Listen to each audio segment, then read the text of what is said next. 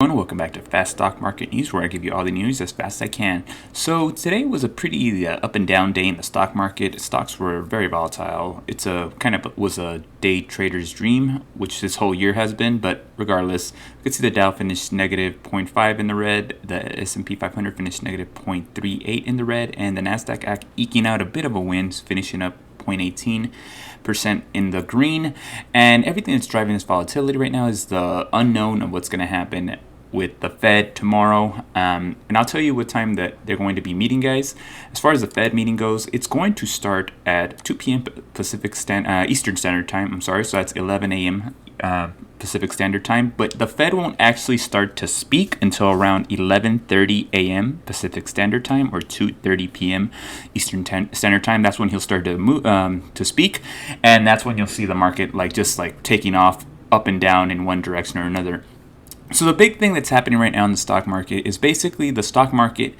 As I told you guys, if you watch my previous videos, the sell-off right now in the bond market and the stock market is all signaling to the Fed, we want you to be more aggressive. We want you to do higher rate hikes. So basically the market's at this point pricing in that the Fed's going to give about a 75 basis point rate hike. If you saw the previous video, as early as Friday, it was seen widely by economists that the Fed was going to raise 0.5% basis points rate hikes they were going to do. But given the new CPI inflation data, they need to pivot and move a lot more aggressively. There's a lot of people calling for 1% rate hikes out there, a lot of strategists, and just basically a lot of talking heads on CNBC.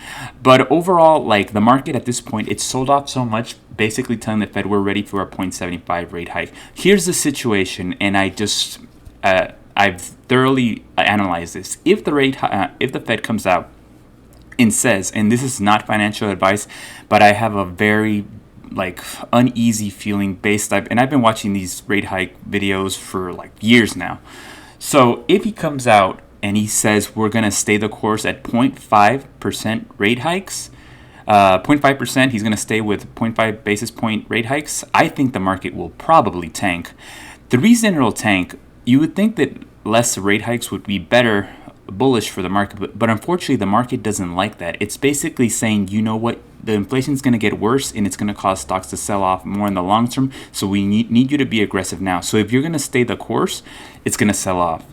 If he goes 0.5, sell off. If, however, he goes one entire 100 point basis, 100 point rate hike, it'll sell off too. I think the only thing that's priced in at this point is the 0.75 basis point rate hike. Anything higher, anything lower, I think we're going to have a sell-off. So if he doesn't hit this number, then we can be in for a world of pain.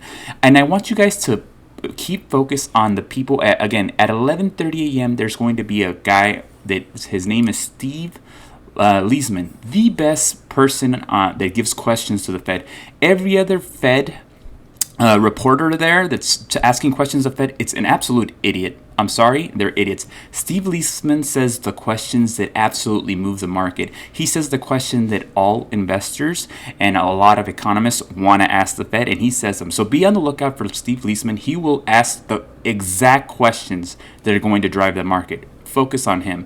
One thing I wanted to get to before I conclude this video, guys, is basically there's a lot of it's been really, really bad for the stock market, but it's been so much worse for the crypto market.